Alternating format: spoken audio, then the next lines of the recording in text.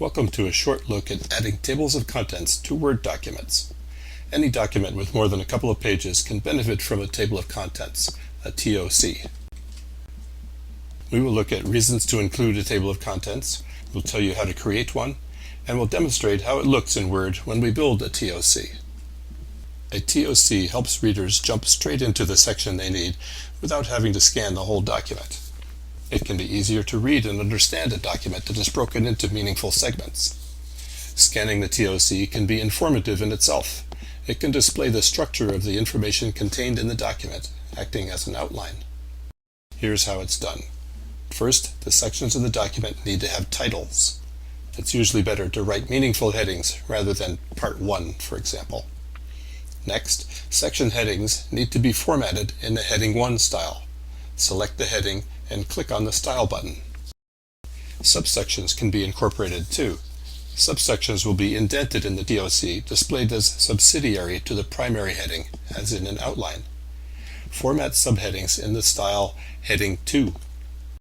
Then insert a blank page after your title page, put the cursor on this page, and click the References tab to open that ribbon. Click on Table of Contents, and then click on Insert Table of Contents.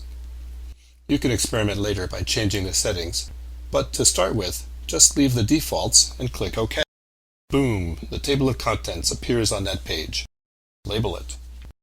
Now, whenever you edit the document, you have to remember to go back to the References ribbon and update the entire table. Now we'll demonstrate how it actually looks when we do this in Word. First, we select the headings and set them to the style of Heading 1. Scrolling through the document, we perform this operation on all the headings. Select and set to Heading 1. Good. Now let's do the equivalent for the subheadings. We're going to highlight the subheadings, and this time we have to change the view. We'll click the arrow so that we can set them to the style of Heading 2. Do this for all of the subheadings. Select Heading 2.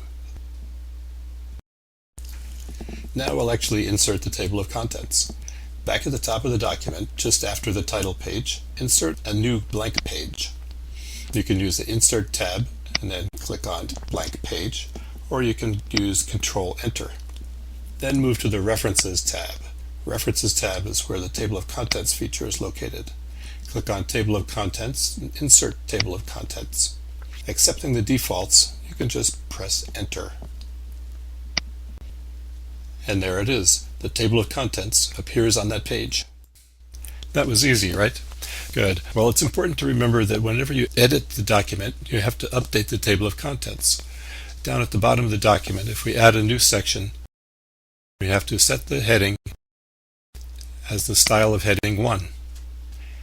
Then let's scroll back up to the top of the document to watch what happens in the table of contents. We're going to the References tab, and then we're going to select Update Table. And there's a choice. For the most part, you might as well always update the entire table. And click OK. There, the new section appears in the table of contents. Okay, we're almost done here. We like tables of contents because they make it easy to jump to the part of the document we want to see. It's easier to read and understand a document read in sections rather than one monolithic block of text.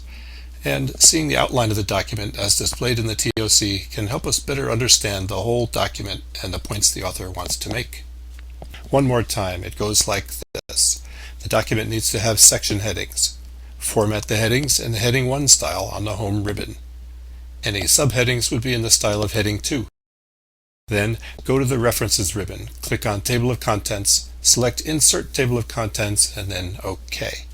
Remember, if you edit the document after inserting a table of contents, you have to go back to the References tab and update that table of contents. Thank you for participating in this overview of tables of contents. Let's see what you've learned. I think you'll score 100 on this very short quiz.